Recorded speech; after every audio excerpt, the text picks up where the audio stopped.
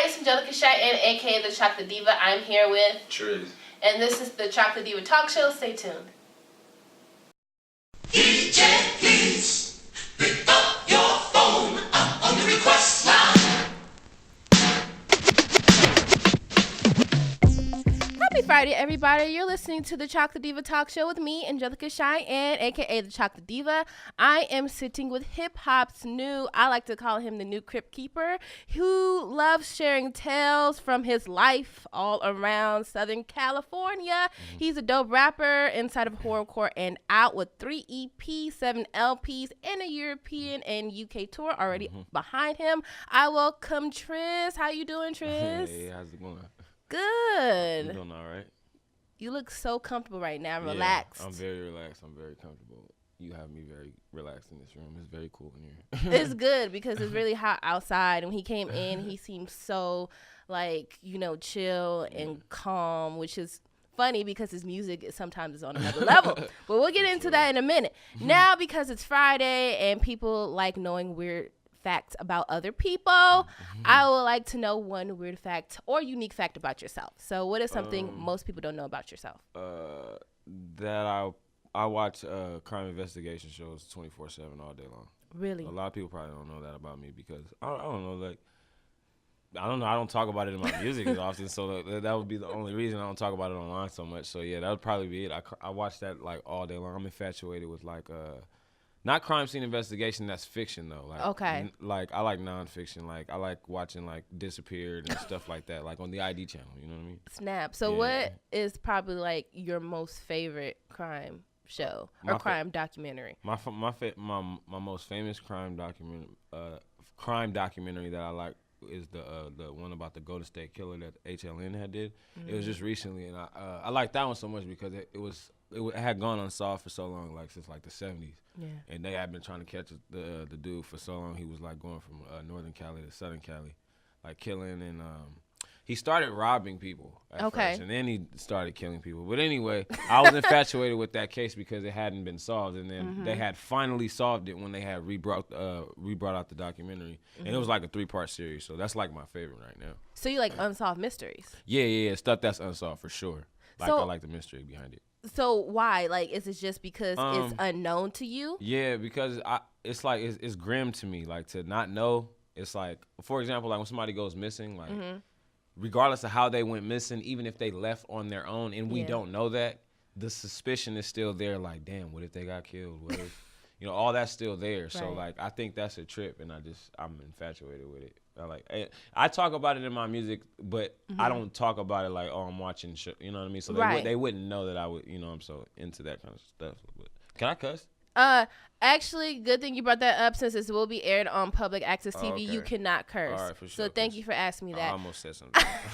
Whatever you do say, if you do slip up, we'll have it bleeped out. Okay, but perfect. In regards to you and the whole crime genre, horror genre, did this stem from when you were little? I don't know. I just I guess so. You know what I mean? I've always been infatuated with the dark side of just life, period. That's why my favorite color is black. Right. Just a number of things. I like Halloween a lot. You know what I mean? That's my favorite holiday. I like the fall and the winter because it's gloomy and dark outside. I've just always been. I'm in my room, the majority of the time. You know what I mean? I'm not antisocial. Right. I'm extremely social, but when I'm by my lonesome, you know what I mean? I like to be in a dark place. But I think that's where it came from in the beginning. And then too, just being rebellious. I guess it did come from being young and I was always smaller than a lot of the other kids in elementary school. So it was kind of they looked at me as if I was not less of a. I was looking less of a threat. So they would try to You try to punk you? Yeah. So it was I became rebellious in that sense, and that's probably where it came from. But I don't know. I mean, it's cool to know, and this actually is going to outline what we talk about today with his music because, like you said, you like the dark side, and your music often reflects that. Yeah. Now, when you were a kid, did you like reading dark novels and dark books? No, I didn't read it. I didn't like reading. I mean, I'm an excellent reader. I was reading at a high school level in 5th grade and all that, but I was never I gotta go pick up this book. I'm more of a visual guy. I was picking up I was watching horror flicks. You know what I Right. mean? Like my favorite horror series is Texas Chainsaw Massacre and the Halloween series, Halloween 4 in particular. Yeah, the Curse of Michael Myers. That's like my favorite. But I was just always into like the visual aspect of it and seeing it and like seeing like the gore and all of that. But I'm not like I'm very on another hand I'm very like spiritual. You know what I mean? I have a firm belief in God. I pray 24/7. I'm not religious at all. Like I'm not in a sense of like I'm not in the, I don't believe in religion. So I'm not Christian and I'm not Muslim or nothing like that. My mom is Muslim and my dad's Christian and all that, but I just follow God, you know what I mean? But aside from that, I believe in the dark side, and I think they go hand in hand. So. Artistically speaking, you're just more drawn to that. And Yeah. sometimes people are, drawn to dark, gothic art. Definitely. So let's get into that with your music. Now, your dad was a CD collector, and the Yeah. first album you heard was West Side Connections, Bow Down, Yeah. Iconic. Yeah, hell My, yeah. I add. So what was your favorite song off that album? Oh, the Gangster, the Killer, and the Dope Dealer. It's number 7. Yeah, that's my favorite because of the way it come on and like. It's cold, ain't it? Yeah. Cute the way he execute that first verse and the way they'll see like who's that dumping out the window. Like I love the way just that rides, you know what I mean? But Yeah. that's the first like hip hop album I heard. And when you heard it, how old were you when you heard it? That came 4. You I was were 4. Yeah. So you I were a was 4. baby. Yeah. I knew who banging like back to back though. Like I knew who banging like word for word. So as a baby boy listening to that, what did you feel initially? Like really, it was just like I just was like I love music because I love Blackstreet too. At the time, I had like that No Diggity song. Yeah, that song, but don't leave me, girl. I was singing that word for word. Like my mom like had like video of it from back in the day. You were saying it to all the kindergartners. Yeah, you know what I'm saying? That's all kicking game now. But that on top of like Funkadelic and like Ohio Players and like Anita Baker and like my mom's and my dad, like they put me onto all of that music like first. So like when, on top of the hip hop, I was bumping Quick. I mean, my mom was bumping Quick a lot, like the Rhythmalism album. Like I couldn't go nowhere without my mom bumping Rhythmalism. Like she loved that album, and so does my dad. And Doggy Style, like all those like West Coast classics. Yeah. You know what I'm saying? But yeah, that's where I get a lot of my influence though. And I can hear it a lot in your music, especially when you Yeah. release your mixtapes and EPs. Yeah. Now, which member of the West Side Connection influenced you the most? Dub C. Dub C. Yeah, Dub C influenced me the most because like he was like to me he was the underdog to me, like because like out of all three of them, Mac 10 and Ice Cube had the best solo careers as far as like Right. because they were in movies and like they were doing like a lot, and then like Mac 10 got picked up by Cash Money and all that, and I just feel like I've always been the oddball, like you know what I mean. Like I've always been the odd one out to me. Like I'm the middle child one, you know what I mean. So Right. I always get the short end of the stick. I've always been like, so I look at him as like he's the dope. He's the dopest one. Yeah. And like I just was always drawn to him, you know what I mean? Like this the Dub C and the Mass Circle album, like his first one, like a lot of people sleep on that with the West Up song, like that's a really big record, but that's who I was drawn to the most. Yeah. Dub C is definitely a dope rapper, and they're all hard, but it's something about Dub C. He just taps into that other side that most people are maybe afraid to really listen to. Yeah, and he always kept it solid, you know. Him being affiliated with Crippin' and all that. Like he turned it into like he didn't create the Crip Walk, but damn, he put it on the map. Right. And he did it on the Up and Smoke tour. That video went viral. Like I remember seeing that on MySpace pages. You know what I mean? Like it resurfaced about a few years ago. Yeah. You know what I mean? Yeah, and it'll keep resurfacing, and that's my point. You know what I mean? Like, so that's why I was like messing with him a lot. I mean, Dub C is probably a Southern Cali classic, especially on the Crippin' end. If you're into that, like he's definitely a legend. But in regards to you and rapping and the CDs you heard, what else from your dad's collection drew you to rap that I could particularly remember? Probably. Dang, I can't really. Yeah, no, it would. No, not that. I was gonna say something, but nah. I feel like you Nah. have a big It's music like, library in your Yeah, head. crazy. I have a crazy library. We here, Like, so. yeah, you know what I mean? Yeah. It would probably be the Uncle Jam Wants You album by George Clinton and Funkadelic. It's the one with Not Just Knee Deep on it. Yeah, like my dad told me, like, I remember when he showed me that song, he was like, "This is the longest song you probably hear." Okay, so you listen to the 9-minute long version. The 15-minute Yeah. long. Yeah, Oh, snap. You was 15 minutes. Yeah, that song is 15 minutes. Shoot. Yeah, so I was like, what? 15 minutes? No way. You know what I mean? I listened to that song all the way through, and like, it changes so many times, and it's like you. It's like 4 songs. Yeah, and it's like one. monumental. You've heard it on so many movies, and he was pointing that out too. He was like, if you Mm-hmm. notice, like this, I say that album because like he was like, a lot of your favorite rappers sampled this. Like Snoop Dogg really grabbed Yeah. all the Funkadelic and George Clinton and stuff like that. So yeah, it would have to be that album though. That's an iconic album, and it's like the basis of G-Funk. Yeah, for like, sure. People forget that Yeah. part. Pretty much Dre, Yeah. Battle Cat. Yeah. I don't think there's any producer out there from the West that Yeah. hasn't used George Clinton or Bootsy Collins in some Yeah, capacity. For sure. Now, when you were 9, because you started rapping at age 9, you were a little youngin', did you have a rhyme book? No, I didn't have a rhyme book. I just Mm-hmm. wrote stuff down on paper, but I didn't like collect a rhyme book until I was like 14, 15, Mm-hmm. when I was like, when I got in high school, 9th grade. That's when I first had a rhyme book. And what gave you the courage to actually start rapping at 9? Because that's a young age. No Limit. No limit. Okay, No Master Limit, P. Yeah. Oh, okay, that's another story. Okay. Okay. My dad, he took me to when like Master P and everything started to hit the West Coast Yeah. and make them say and all that dropped, and Ice Cream Man and all that was dropping.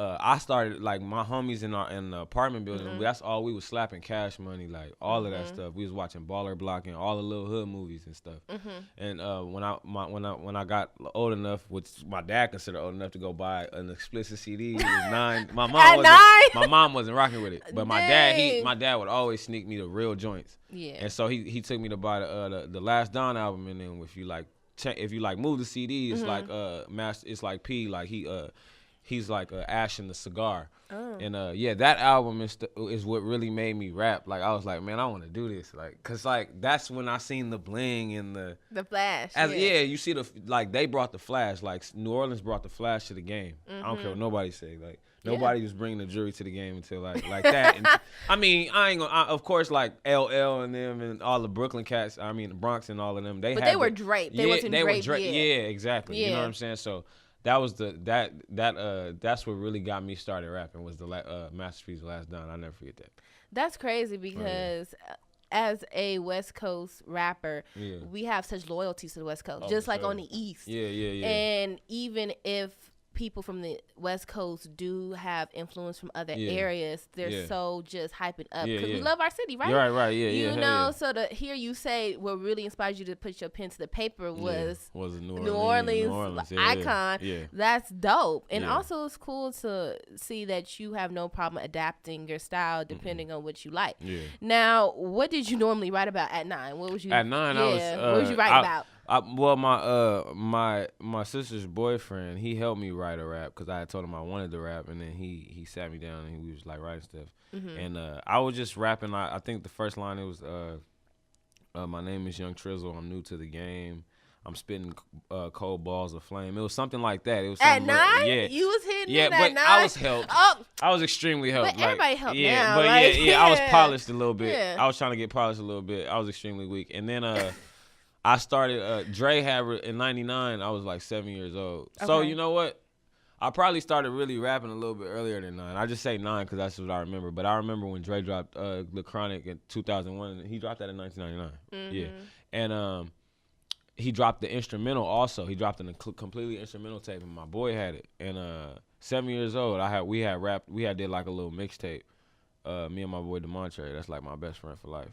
And we did like a little tape over all of like the first 7 instrumentals on the Chronic, and we were 7, 8 years old. And I rapped over the Burn instrumental too. And I was just rapping about I was obviously faking because I was 9 and I was trying to imitate stuff I had seen. You know what I mean? But as I grew, I obviously learned that I was extremely corny. I was 9 though. So anyway, yeah, but cut yeah. your 9-year-old self some slack. Right. So yeah, I was just glamorizing a whole bunch of stuff that I probably shouldn't have been glamorizing. But when you were 9, if you can go back that far, and you was doing it, like, what was you feeling at that time regarding like writing, finally writing your stuff? I just was always feeling like I want to be a rapper. Like I was just like, man, I want to be famous off of this. Like I've been rapping for so long and stuff, and I've always known that I wanted to do this full time. I didn't want to try to get no job or nothing like that. Did you tell your parents at the time? Yeah, well, not at 9. Hell no. But yeah, no, I just knew that I wanted to do this. Like I knew it was like, okay, if I want to do this, I have to like do it every day. So I would rap every single day. I would be writing every day. I would be listening to hip hop every day. Like, I got in trouble at school for writing raps in my notebooks. Like my raps would get read to my mom over the phone. Oh my God. Yeah, I remember my Spanish teacher read my 9th grade Spanish teacher read my rap over the phone to my mom. Dang. But yeah, I was just always writing. I was a sponge. So obviously you had a passion for it, and you need passion for anything. Yeah. So you knew like from the start this is what you wanted to do. Yeah. And when it came to your studying and you learning from all these iconic rappers, like what was the main thing you was learning from each of your favorites? Trying to independent. Like I said, going back to Master P, he's extremely independent even now. Like I was on his Instagram and he was scouting locations for. I got the hook up too, and I'm like, man, like going out there and like doing that himself. I've always wanted to be that. Like I've always taken like the entrepreneurship that the artists that I look up to have, because most of the artists that I like or look up to, they have their own foundation. You know what I mean? Yeah. Snoop, you know what I mean? He didn't start independent, but he's independent now. But what I'm saying is that like anything that I was like trying to take from artists that I was like listening to, it had to be like the business, like not always the business part because I was young watching it, but it was always something like I want to last.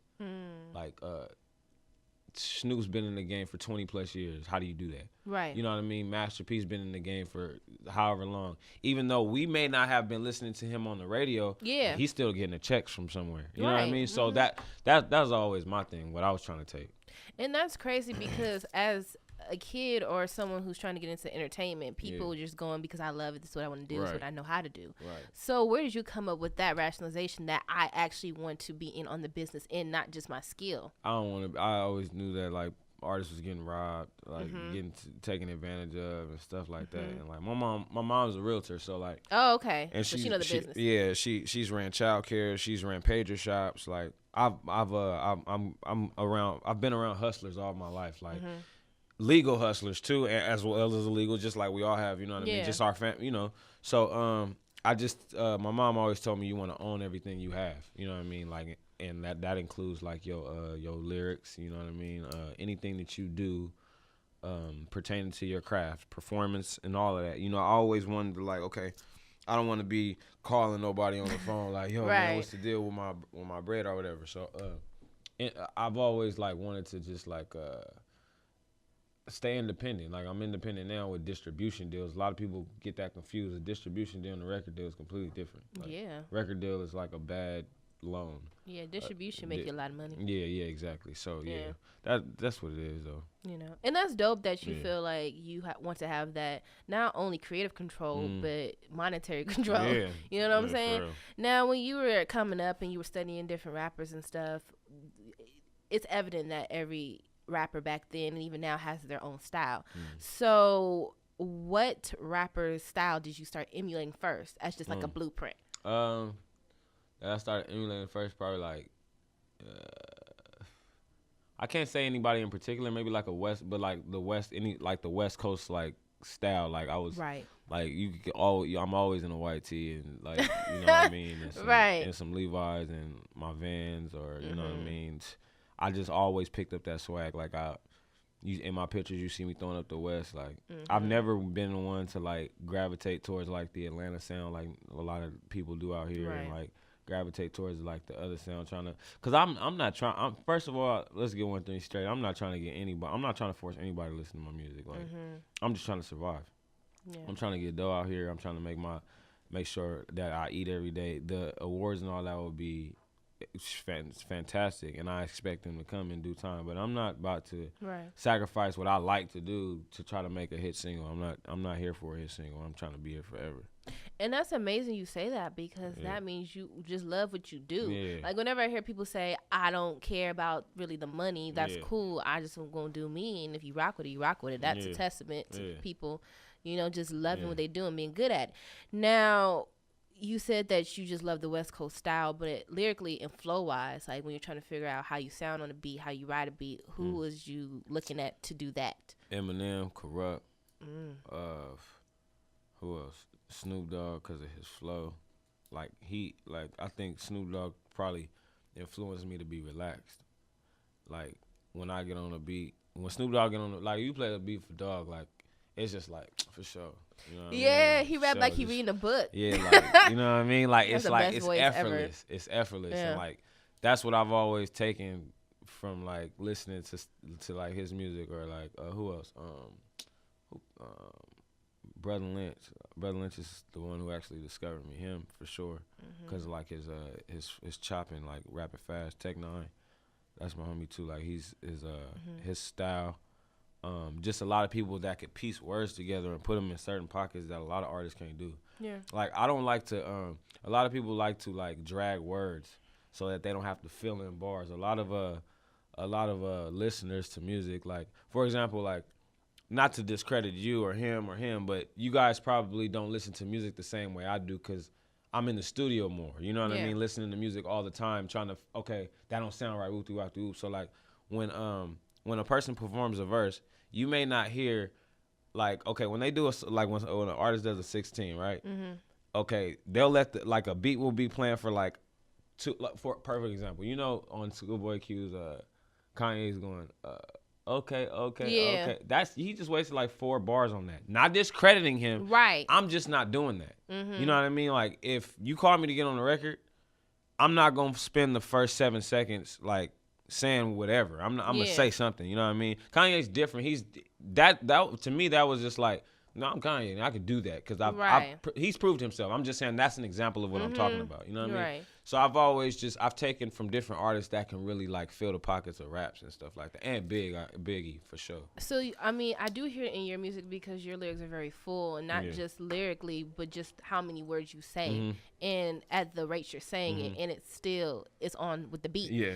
Because I notice a lot of rappers now, they're so trying to always have a lot of stuff to say. Sometimes they get off beat a little bit. Yeah, for sure. Yeah. I mean, it's an art to be able to like Snoop, Corrupt, even Das. I mean, people like underestimate sometimes our other Long Beach people if they're not from California. But Das, to me, is cold. On the beat. All Dog Pound pretty much, gets with it in terms of, how much they're saying and staying in line with the beat. So I do hear what you're saying about not wasting your verse. Yeah. So in regards to when you started writing and not wasting verse, what was the first step to master that? Because that's not easy. Yeah. Like, how did you figure out how to do that? Like, really just, I've released an album every year since 2007.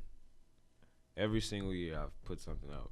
That means I have to be writing every year. I have to be writing something. So to me, like I said, I got in trouble in class for writing. I was like, I'm not trying to be cliche or nothing, but literally I was writing raps every single day, like every day, because my mom gave me an ultimatum. Like, she's like, when you graduate high school, you got to go to college or you got to get a job. And I didn't want to do either one. Not to be honest, like I performed excellent in school. I got a diploma. I walked the stage. I had a fantastic graduation. I had a party and all that. But I want to do life how I want to do it. Right. I know that before you turn 18, there's a certain level of rules and regulations you got to go by.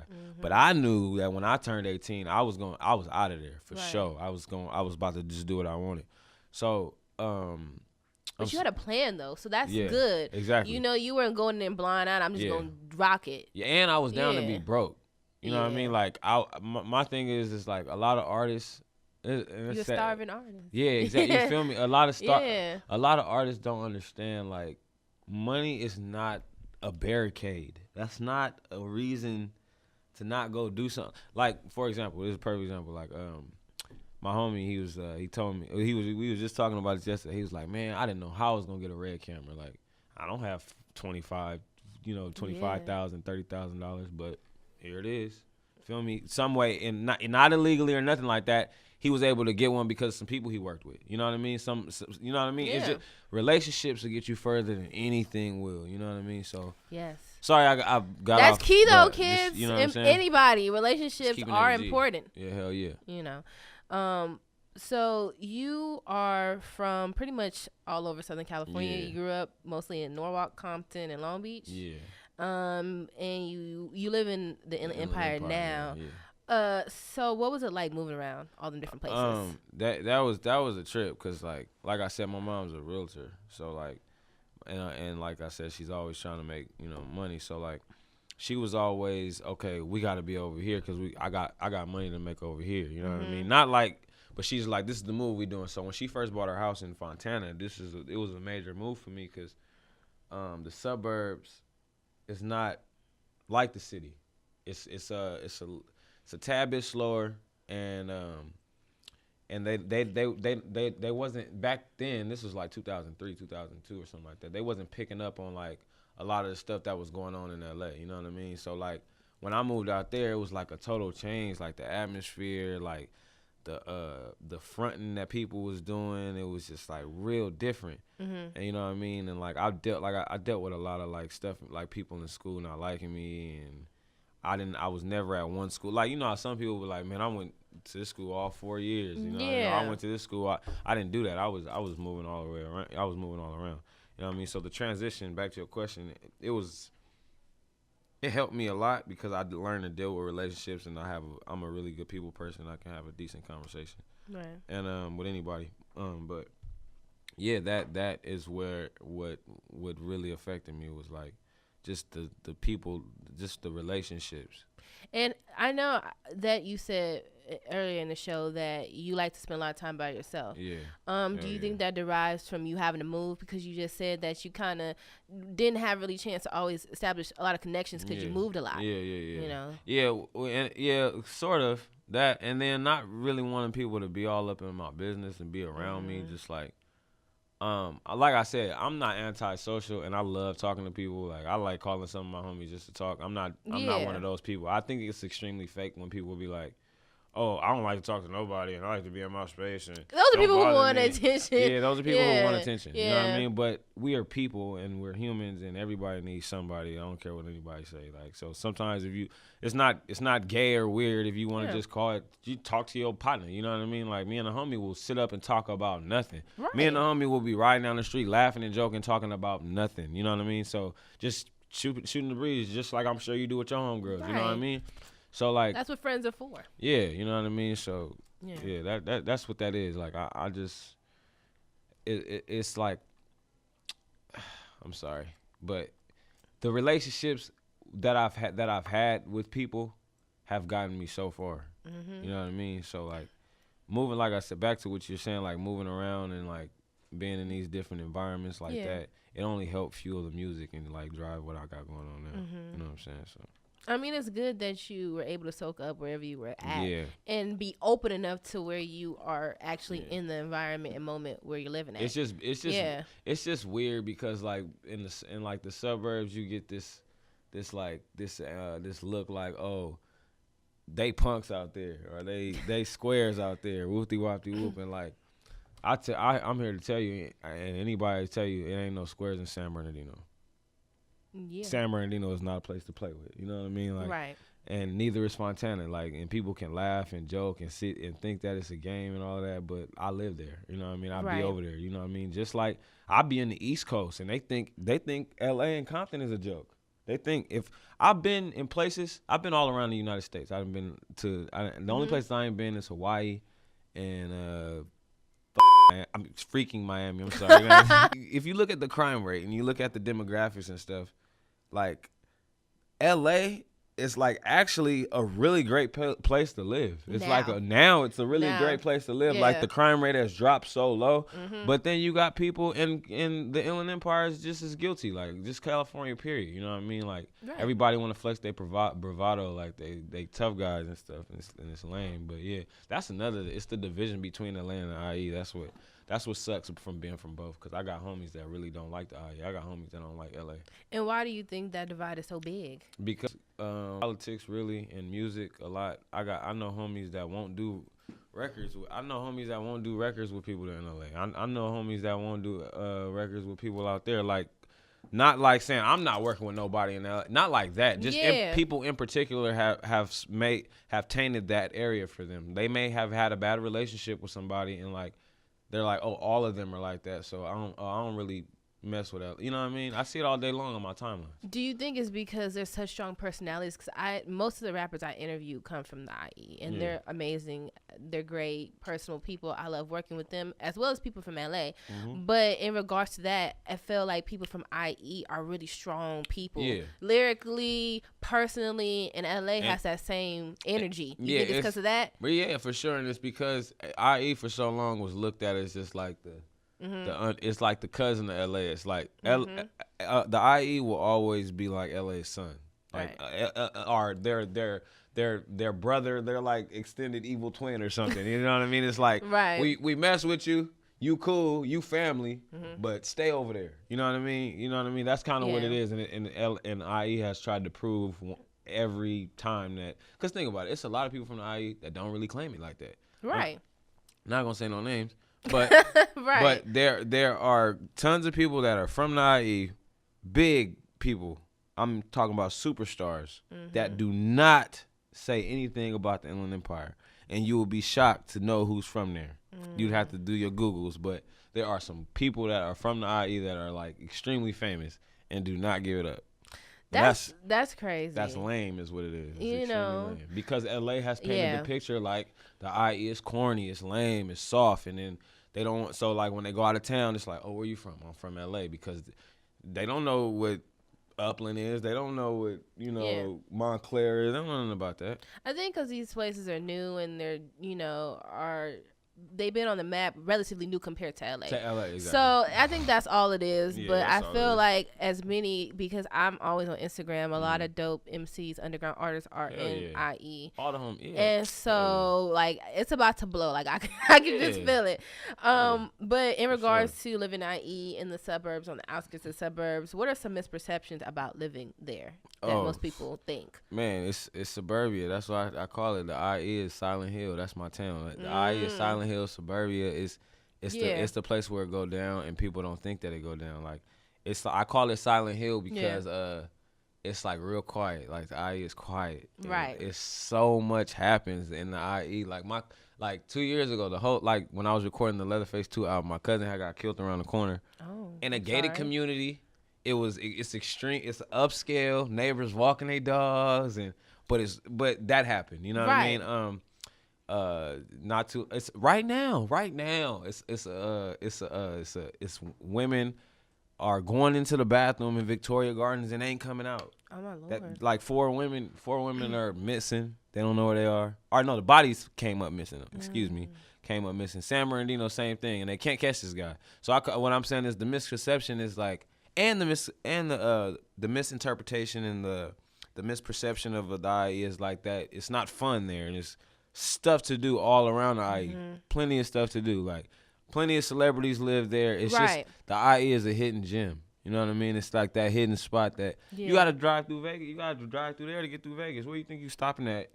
I mean, because it's so chill. I mean, LA is busy and quick, but like you said, being suburban, it's not gonna be as fast as the city. It's not. But it's still got a lot of stuff going on. It got a whole lot going on. We got Victoria Gardens. We got the Ontario Mills, which everybody go to. Anytime they want to catch their little sales on Black Friday, where everybody in LA at Ontario Mills. Straight up. And that's crazy that so much occurs there that people are unaware of simply because they're not there. You know, LA it seems to always is broadcasted. Yeah. You know, it's always that's the thing. Like when stuff go down out there, it's on the local news, it's on the SB Sun, you know what I mean? You know, like the it's in the local paper and stuff like that. Ain't Yeah. nobody talking about that stuff out there like that. Right. Cause it's the suburbs, like. But I love the suburbs. It's quiet. You feel me? Like. It's great for you. I feel like that's your spot. Yeah, the suburbs. I'm Yeah. actually I'm about to move into my new place next month, and like it's in the burbs. Like I like being in the suburbs. Yeah, I mean suburbs is tight. I love the city Yeah, too. I mean, I'm in the either city or, every day. You could work and party in the city and then chill Go out in the home, suburb. yeah. Yeah. Now, what are common things that occur in the suburban areas that most people wouldn't assume did? Like probably a lot of the parties that we have. A lot of the clubs. Favorite a lot of club? people. Favorite club The down there? favorite club. Yeah. My favorite club in the IE. It got shut down. It was the Vibe. Oh, okay. It was the Vibe, man. That's where like the underground hip hop really was born out there. Like the Vibe. That's where. Shout out to Noah James. He used to throw a weekly there called the Common Ground, and that's where I really got my start as far as performing on stage and like learning how to polish myself. Like I got a canvas in my crib and me crowd surfing in there like my last show there. Yeah, that's my lit. favorite club there. Probably the capacity is there probably like 150, like 200 people. Them small clubs be Yeah. off the chain. Yeah. Because it be so intimate. Yeah, you know what I mean? We got the Citizens Bank Arena in Ontario, and like everybody come through there to perform. The Lakers play their preseason there. Right. Yeah, it's just it would probably be all the fun stuff that we have, like all the go-kart spots out there. We got this new place out there in Victoria Gardens called the Punch Bowl, and it's like a bar / like you can play games, you can bowl in there. It's like real tight. It's like it's real dope. So it would probably be like all the hidden gems as well as the crime. I mean, that's cool to know for anybody thinking about moving to somewhere else in California, Yeah. but still living here. And it's also cool that you said that you like to perform around the IE. Yeah, I love And performing. you at home. know, and you feel so comfortable to perform Yeah. around all the clubs. Yeah. Because in other places, people might have a spot, or a few spots they go to. If you feel Yeah. I feel like you be everywhere. Yeah. From LA to the IE, Yeah. like I feel like from here to back home to LA to the IE is like home. So anytime I perform out here, I give all the promoters discounts. I don't charge them full price. I never charge them full price. I never will. As long as I'm a super, even when I go up You gonna to keep it charging real. 10,000, I'm still gonna be down here doing, 10% of that for the homies. That's what's up. I mean, always remember where you came from. Yeah, and it's hell cool yeah. that you are still humble, Yeah. But in regards to growing up in different places, I feel like you're a very observant person. Yeah, Like, yeah. you like to scope out things Yeah. before you get comfortable with people. Yeah, hell yeah. What did you mostly observe while living in the different places you did, and how did you express that in your music? It would have, like I said, the LA, and like when I was living in Norwalk, I lived in an apartment, an apartment building. So like everything was like this, Yeah. and so it would have to be how, for example, like in LA, like I'm gonna go to the liquor store real quick. Yeah. And where I was in the suburbs, it was like No, we not doing Mom, that. Let me Past use the car right yeah. quick. And I lived right next to the shopping center, but the store was so if you wanted to go to the store, you would be literally walking maybe like 10 minutes, and like it's a big parking lot. You got Kohl's, it's not just the corner store, you know what I mean? It's like the accessibility, like the prices, oh, y'all ain't got that out here. It's like basically like the difference in convenience, really. You know what I mean? And the people too, like that always trips me out. Like, Right. yeah, how we could be so close, 35, 45 minutes away from each other, and it's so different. It's a trip. Yeah, I mean, I feel like you like to fuse that all in your music. Yeah. It's like whenever I listen to your projects, it changes Yeah, in a and way. You cover different things each project. Yeah, and that's how it influences my music, like with Ashes and Dust, and I have the Ashes and Dust series is Ashes and Dust, The Attic, and then The Basement, which is about to come out, which is soon. Can't wait for that drop. Right, and it's like it's a suburban horror flick on tape. It's like my life and everything about me and everything around me, everything that you heard on Ashes and Dust and The Attic is real. I've seen it, or I've taken some part in it. You know what I mean?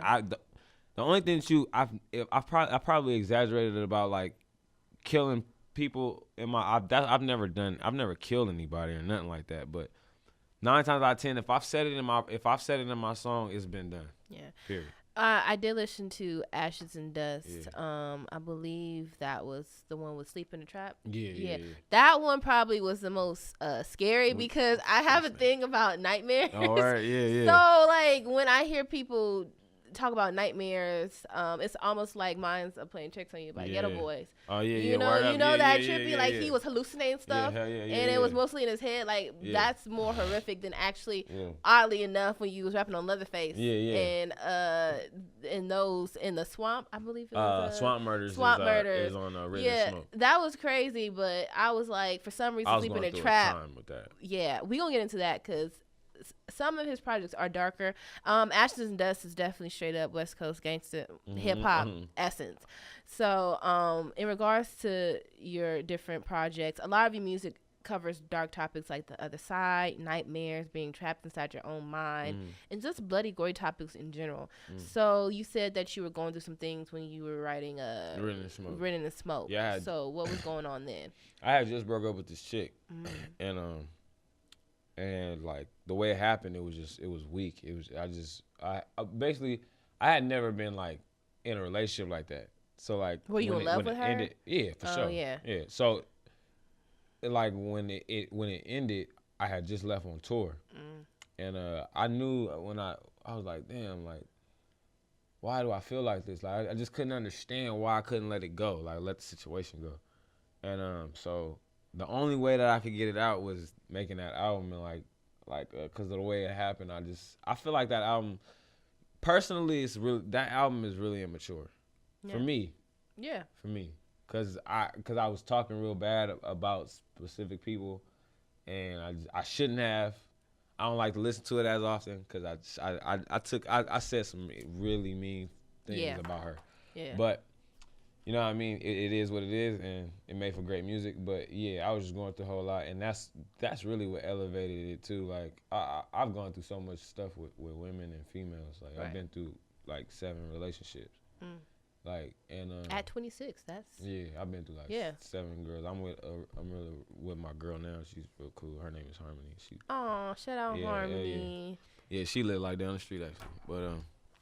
But So I did like I was going through like stuff with women, with females and stuff, and that really that's what fueled the dark music. Really? Back to that question, that's what fueled it. That is for sure what fueled it. Heartbreak. Yeah, because I had never felt that before. And like, I hear that's bad. You know, I feel like homie, people who go through heartbreak and don't let them have talent in rapping and singing. But what I'll never ever do is say her name.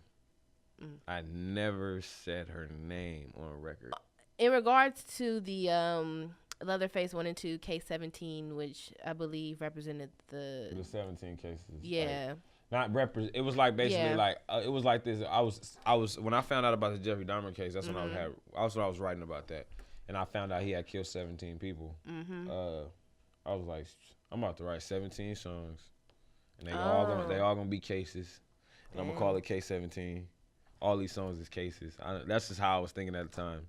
Yeah. And I was like, I'm gonna morph our faces together and throw it out. That's what I did. And that was my first project that I released on on digital platforms. You know, lyrically it's dope, but it's also a little eerie, but it's also very intriguing because horrorcore is always, I feel like, it's the most gritty, but also the most still underground. Yeah, it is. Like there hasn't been, I believe, too many. I mean, there's been artists who have done horrorcore songs, but in regards to being like a horrorcore artist, not a lot of them make it to the main stage. But I feel like for you, you know, you are like the new generation of horrorcore. So in regards to that, why did you feel inspired to make hip hop horrors, if you will?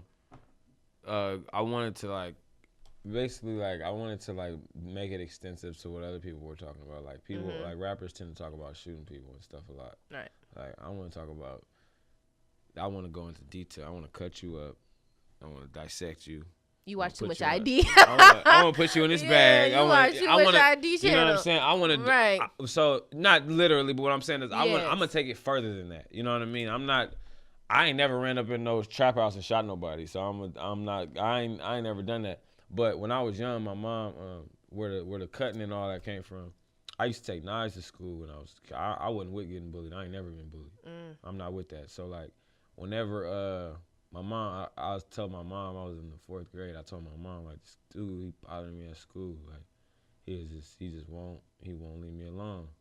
Like, and then she was just like, all right. And she went in the kitchen and she gave me this knife. It was like, the knife was like this big. The handle was this big and the blade was this big. Right. And she stuck it in my backpack. She said, I'm gonna get in trouble for this. And that was it.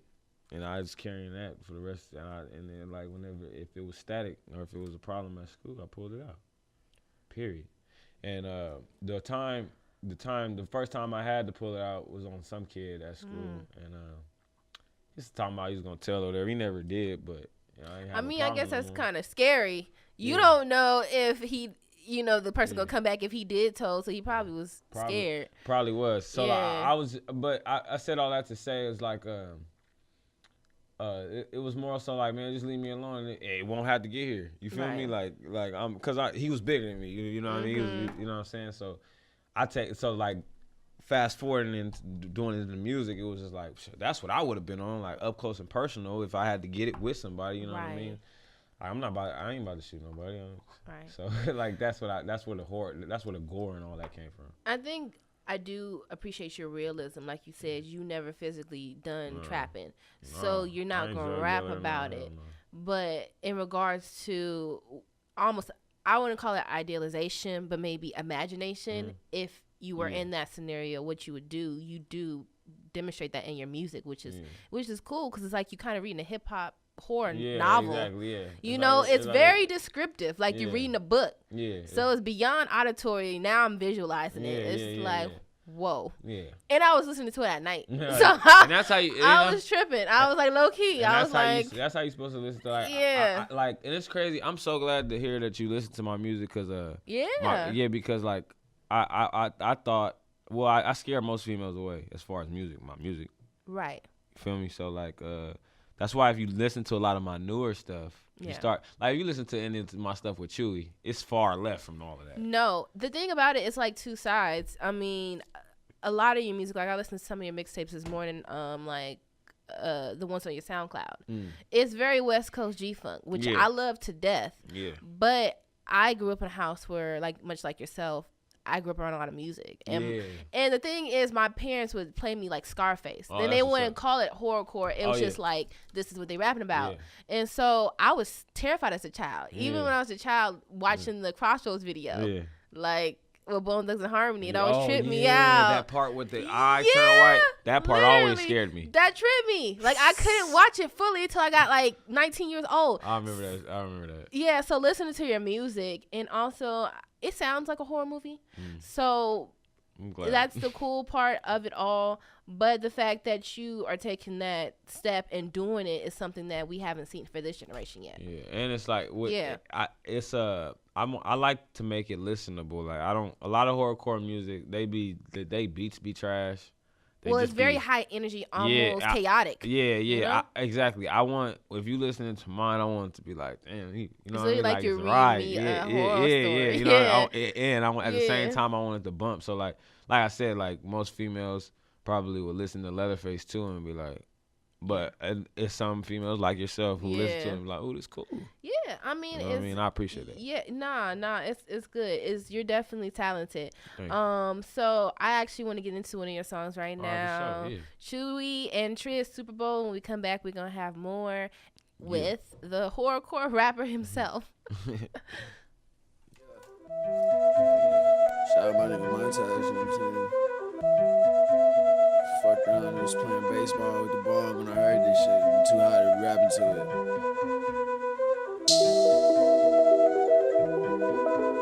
Yeah. MB3, nigga.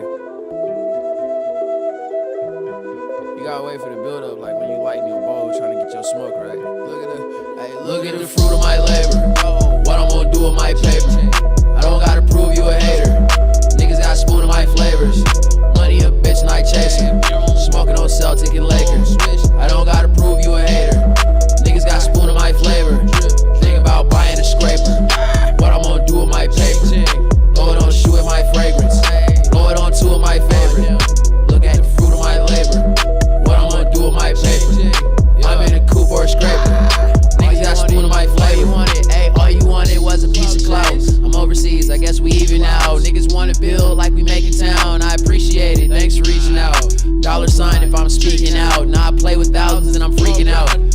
to start up a bank account. There ain't no telling where we take it now. Hold on, I paid the cash for my first car. Then I had to leave that bitch broken down. Ain't nobody was posting me on a blog. Fast forward to Spotify token now. Rope a dope when I'm smoking loud. Windows up when I'm smoking out. The side bitches ain't the one for me. They gon' hold you up and never hold you down. Damn, look at the fruit of my labor. What I'm gonna do with my paper. I don't gotta prove you a hater. Niggas got spoon of my flavors. Money a bitch and I chasing. Smoking on Celtic and Lakers. I don't gotta prove you a hater. Niggas got spoon of my flavor. Think about buying a scraper. What I'm gonna do with my paper. Blow it on shoe with my fragrance. Blow it on two of my favorite. Look at the fruit of my labor. What I'm gonna do with my paper. I'm in a coupe or a scraper. Niggas got spoon of my flavor. Yeah, nigga, look it up. If you ain't gonna do it, don't say it. It's gonna happen soon as I okay it. Turn to my shit if they play it. We in this bitch and they know we ain't playing. It's banging as soon as I lace it. I'm faded as soon as I face it.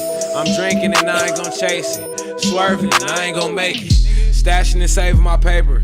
I cash it and pray for my haters. Nigga, I paid for my scraper. Black on black with the gray like the Raiders. They say I don't know when to stop. We gon' pull up in the drop. We on our way to the top and we don't give a fuck if we make it or not. The fruit of my labor. What I'm gonna do with my paper. I don't gotta prove you a hater. Niggas got spoon of my flavors. Money a bitch and I chase it. Smoking on Celtic and Lakers. I don't gotta prove you a hater. Niggas got spoon of my flavor. Think about buying a scraper. What I'm gonna do with my paper. Blow it on shoe with my fragrance. Blow it on two of my favorite. Look at the fruit of my labor. What I'm gonna do with my paper. I'm in a coupe or a scraper. Niggas got spoon of my flavor.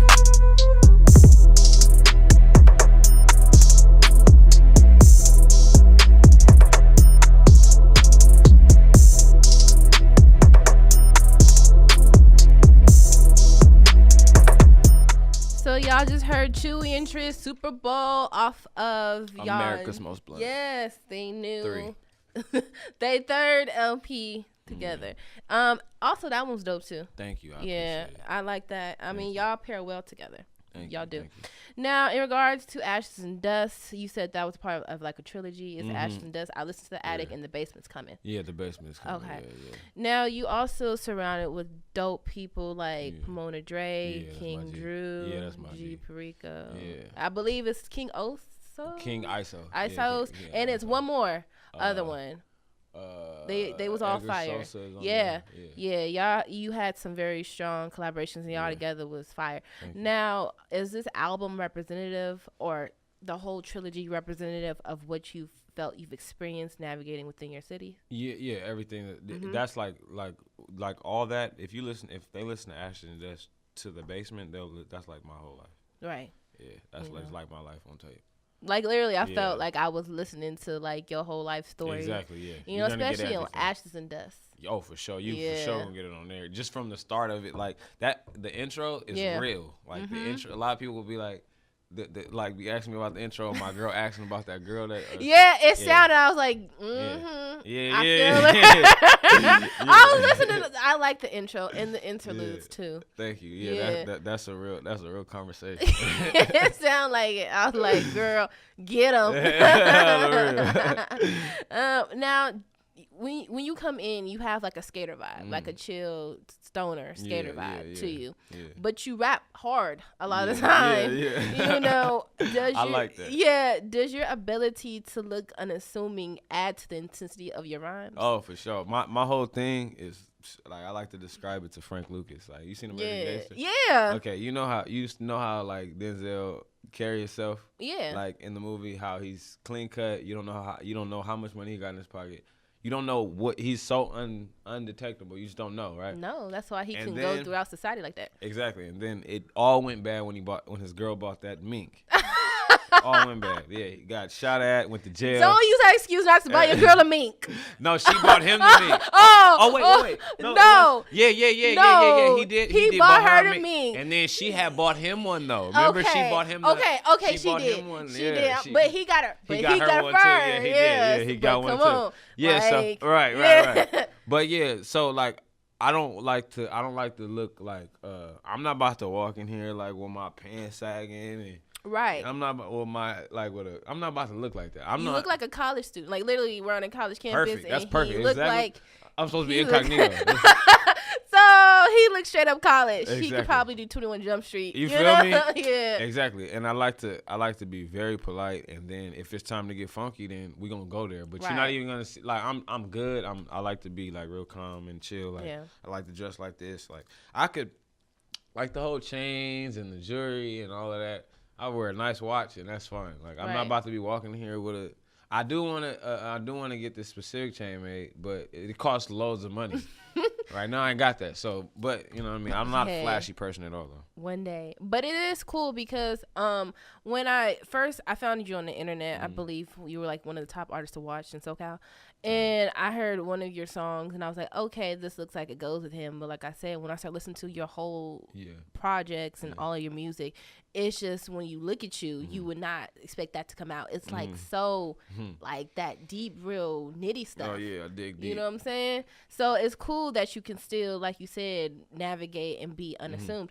Now, in regards to your music and what you rap about, why do you feel some artists today are afraid to be so sinister with it? Really just because they want to appeal, like I said, to the crowd. A lot of these artists, like, are they want the women, they want the Jews, they want all that, and they know what comes with it. They know how to, they think to obtain that, you have to appease the average listener, which is, I'm riding down the street in a foreign car, and Right. all that, you know what I mean, and the Bugatti and all of that. It's they're not willing to go that extra mile. And then too, like a lot of people are not. A lot of like the new artists, they just ain't into it like me. True. You know what I mean? So Right. with me, it's like it was an article on it was an article printed. I don't want to put the site out there because I like the writer, but he wrote he said in the piece he said that he has nice music and his music is dope, but he probably won't win a Grammy or anything like that. And when he said that, I was like, damn, that's deep. I didn't get mad or nothing. It was something for me to learn from. Right. Cause that's his honest opinion, and I was just like, damn. I probably need to rethink my approach. I need to figure something out. You know what I mean? Cause like I don't want to be looked at like that. But he's entitled to his opinion. I think he's completely wrong. Right. But I'm saying like that just opened my eyes to the perception of how people look at my my discography or my music in general. I think it's a very unique discography, and also I think it is very hip hop, rap, and it has an element of vintageness to it. Yeah. You know, we're in the new wave of trap, mumble rap. You know, to hear someone go hard on the verse. Yeah. You know, it's out there, but it's rare. It's rare. You hear a lot of the same stuff. Right. So I think it's going to make a resurgence. I feel like there is a cycle of everything. Yeah. But it's definitely because, like we said before earlier, IE's popping, LA's popping. It's a lot of heat. It's a lot of stuff out here. You know, and same with New York. New York got their own popping artists as well. Now, in regards to you, because you said Brotha Lynch Hung discovers you, he's like an innovator of horrorcore, and he's also you and him were affiliated with Strange Music. Was Brotha Lynch a mentor to you? Yeah, for sure. Yeah, he's like, I was texting him before I came in here. Like he like showed me a lot of the game. He showed me, like, he took me on my first 2 or 3 tours, the real tours. He had me on my first tour bus. Right. You know what I mean? He was making sure I was good. Like I quit my job. My last job I had was in 2011. Oh wow. And like he was the one that helped me make sure, like, okay, look, if you trying to really like be out here just doing it off your music, you need to be doing all the shows you can a year. You need to be putting out a lot of music, and stay on this road with me, like, and I'm gonna make sure you straight. So, and that was another thing that helped me, because my mom had said I had to go to school, and I went to LA recording school, LA film school, because LA film school's down the street. Right. And they apart, but I was going to both, and my mom said I had a year to get my rapping off the ground, and it didn't crack after I graduated in 2010. And so I ended up having to get a job. So I was weak. I had to go to school. That was cool because I was doing something I really liked. Yeah. I was in the engineering. I was around a lot of music. But it still was like I had to go to class and sit in class for 3 hours. And Yeah. I can't do that. So he ended up taking me on tour. And I told my mom, like, yeah, I'm about to go on tour. And this is it for me. Like, I'm about to just do my music full time. I'm not going to get no job or whatever. I help you with what I need to help you with. I'll come up on some money. Don't worry about that part. But Right. I'm going to do this.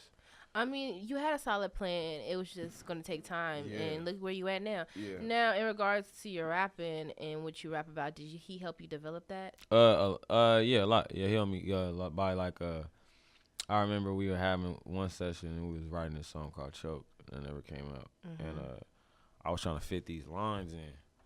And left for somewhere. I remember the line too. It was left for somewhere between San Francisco and Oakland. Left for somewhere between San Francisco and Oakland. I kept having to do that because I couldn't figure San Francisco out. I couldn't fit the San Francisco in there, and I kept trying to tell him. I was like, bro, I can't say. I'm not gonna be able to say that. Like, I'm gonna have to say in between Frisco and Oakland. He was like, no, bro, say it again. In between San Francisco and Oakland. Like, he kept doing it on point, and I'm like, what? And I kept doing it, and I went and I laced it. So, like, yeah, he like I said, another thing going back to, like, filling in the pockets. Right. Like, he taught me how to, like squeeze in words in there to make them fit. You know what I mean? Like, that word can fit. You just have to fit it in there. Right. You know what I mean? The word fits. You just have to make it fit. And the enunciation is key. And pronunciation is key. Yeah. And which is good because you do all of that in your music. Now, what did you learn most from Brotha Lynch?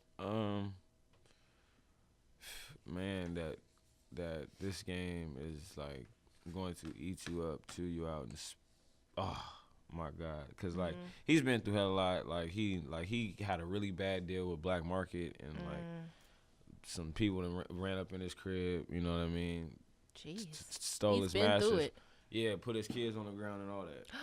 Yeah, pistols and all of that. That for happened. His masters? Yeah, for his masters. This happened in late 90s or early 2000s, I believe. Yeah, early 2000s. And what else? And he's telling me about a situation where him and one of my homies out there had got shot at in the car. Overall music though, it's always been music. And even though he's heavily affiliated with gangbanging, it's like a lot of his beefs wasn't even because of gangbanging. You know what I mean? So like it just taught me how to, like, he taught me like how to stay out the way. Like, he taught me like when we toured not to put our faces on the tour bus. You know, a lot of rappers like put, it's this tour coming to town. He don't like doing that. I think that calmed down though, hasn't it? Because putting their face, affiliated with that. Yeah, see, and we was doing that in 2012. Like when we wasn't touring with Strange, like if we was touring on our own, like we riding around in blank vans, like, you know what I mean, just as anybody should. Like just knowing how to keep it low profile, like don't just give my number to anybody. He just taught me how to like watch my back and stay on my toes. Yeah, that's true, because I just got his number when we connected today while he got to the studio. That's what's up. You know, and it's good to be safe. Anybody, when you're a public figure, it's essential. Yeah, for real. You know, but since we're coming to the end of my show, I would like to first thank you for being here. It was thank really you for having me. I appreciate it. It was dope, and I actually want to play a game with you. You know, let's play a game. All right, cool. You know. I'm not freestyling, am I? No. I hate it. No. I'm not gonna ask you to freestyle. No. But I'm gonna play an even tougher game. It's really actually kind of difficult. So I hope your brain is ready. I'm ready. It's called the 5-Day 5 Fingers of Truth. 5-Day 5 Fingers of Truth. I got you. Asking you 5 questions. Okay. And answer them as truthfully as possible. Yes, ma'am. I see you on edge. Don't even know what I'm gonna ask. I know, right? He all like ready. All right, she about to ask me about something political. No. It's gonna be real chill. Okay. Favorite back streets to take. Favorite back streets to take would have to be. If I'm driving around, like if I'm coming from the south, if I'm coming from the 10. Yeah. And it's traffic on the 110, and I gotta come to Watts or Compton, I take Alameda all the way up. Okay. And that probably may not be a backstreet to some people, but it's faster to me for some reason. But I just got a fast track, so. You one of them like, see ya. Yeah, so, but that's Alameda. I don't know. I love Alameda. Alameda is like, it's like in the back is by the train, so you Kind of like a bullet. Yeah, like, it's like straight to nobody know. Exactly. You feel me? The back street. Okay, Freddy Krueger or Jason Voorhees? Jason. Yeah, Jason Voorhees for sure. How is Jason? Jason is in real life. Freddy's in your dreams. You Yeah. can never go to sleep. And that's why to me, I like the Wes Craven is cold for that, cause like you really can't escape him. Right. You go to sleep, you die. You gotta stay up. That's trash. I hate that. It's amazing though. That's like a sick idea. Like you really can't escape his killer. Cause my thing is like, how can I get like whenever a writer or a director has a horror character, it's like how easy is it to get away from him? Like, for example, like I like Halloween a lot. I love Halloween, but That's Michael Myers, right? Michael Myers just always appears, and it's like it's never explained. Like Jason, they show him walking, or they'll show his path to how he got to his victim, but like Halloween, like he'll be downstairs and then like this girl will run around upstairs and hide in the closet. She'll run into him upstairs. Right.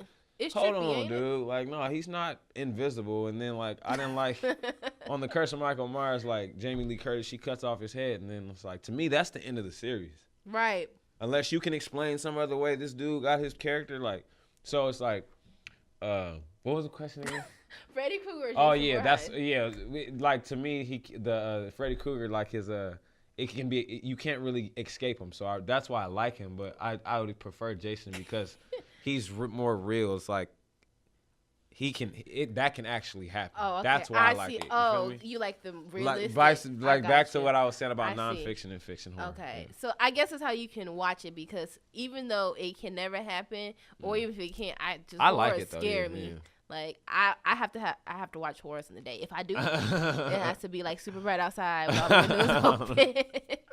On the real. Yeah, it's true. Okay, so all right, for your song "Sit With Us," you mentioned kicking it in detention, right, and spitting. What was the main reason that you went to detention? Why did you always go to detention? I always went to detention because I was talking back to teachers. My mom always told me like, you gotta listen to me and nobody else tell you what to do. But I took that too far and I took it to school with me. I don't think that's what she was talking she about. didn't mean that at all. Yeah, she didn't mean that at all. Don't put that on your mama. Right. So like I was hella defiant, and that's all. I always got in trouble for that. I was always smart, or like I was always hella late on my homework. I always did my homework on the bus. I always passed my classes. You was one of them. The Yeah. people who like put in the least effort, Oh, but for sure. always had like an A or a B. On everything for sure. The last, not to be too long, but the last day of high school, or last week of high school, I went to all my teachers and I asked them. I said, if I get a 0 on the final, like, would I still pass or graduate? Okay, so you probably had to have all A's. There's no possible way. No. Like Yeah. I was having like B's and C's and a few, like an A in like science or something. But you know what I mean? Like in high school. But they asked me, I had asked like if I get a 0. So when they told me like, no, if you get a 0, you'd still pass. Like I didn't even go to school. I didn't even go. I didn't take my final. I was like, well, my last day of school, I'll come back with graduation because I'm not going to. I don't have no intention to go to college or nothing. I have no use for this. I mean, at least you were honest about it. Yeah, I have no use for this. Right. Like, You were like, look, am I what? passing? Cool. Because Okay. my mom can pay for this graduation stuff. True. Now, in also some of your music, more your early music, you talk a lot about the third eye because you said you were spiritual. Okay. So how does one open their third eye? Patience, for sure. Patience is how you open your third eye, for sure. It's like, and listening, and being quiet. Like to sit with somebody and listen to what they have to say. I learned like that arguing with my girl, like listening to her I've accomplished more by just listening. Yes. Oh, Straight man. Off top. He's smart man. Off top, you know what I mean? On the real. Yes. I had to clap on that On one. the Now, last question. Why do you plan to stay independent? I plan to stay independent because I have more freedom. Like I have way more freedom. I could do what I want. I was just telling him, like, we shot 2 videos yesterday and had a photo shoot. Like a lot of artists that signed to major labels gotta get chauffeured around. Oh, we gonna set this up for you. I set all my stuff up and I pick up the phone. I'm the one that decide when I get to move. And if I don't wanna If I don't want to rap right now if I don't want to rap no more for the rest of my life, I don't have to. I've put out enough projects that I can survive. So like, that's why I'm independent, because I can do what I want. Right, you have your own autonomy. It's giving me like the freedom. It's giving me the freedom. Like if I want to wake up on a Monday and not do nothing, I don't have to. Like for example, that's being independent. Yeah, I mean, because I think with technology it's easier to do, and you killing it. Cause thank you. Pretty much on YouTube, he has thousands and thousands of hits. SoundCloud is popping. Like even Genius, I found you on Genius. Oh yeah. You got followers and fans everywhere, so I think you're good. Well, thank you so much for coming, Trizz. Thank you. I appreciate it. It was a lit interview. No problem. You're welcome back anytime. I will be back. Yes, and bring whoever or whatever. Yep. We really gonna kick it because I feel like we vibe. Yeah. Same. Thank you. You're welcome. So, how can everybody find you, Trizz? You can find me. Go to babyripgut.com and everything is there. My social media is all the same. Just type in Trizz. Like I'm a one-stop shop type of dude. Like everything is in one place. But if you want to find me on Twitter, it's TR1ZZ, and my Instagram is babyripgut, BABYRIPGUT, just like my website, babyripgut.com. You heard the man, and you can find me as always on Instagram at the Chocolate Diva. You can find me on Twitter at Angelica CC Diva, just capitalize that ACCND, and you can also find out more about me on my website, www.angelicacheyenne.com. Thank you so much for listening to the Chocolate Diva Talk Show. Thanks once again, Trizz, for coming.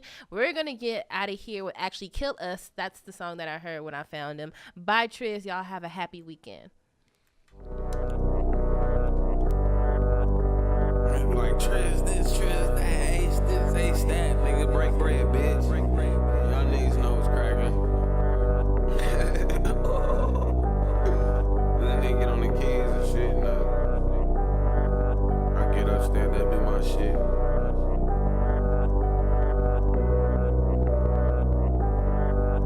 Yeah, check it out, look. Hey, it's a Chevrolet.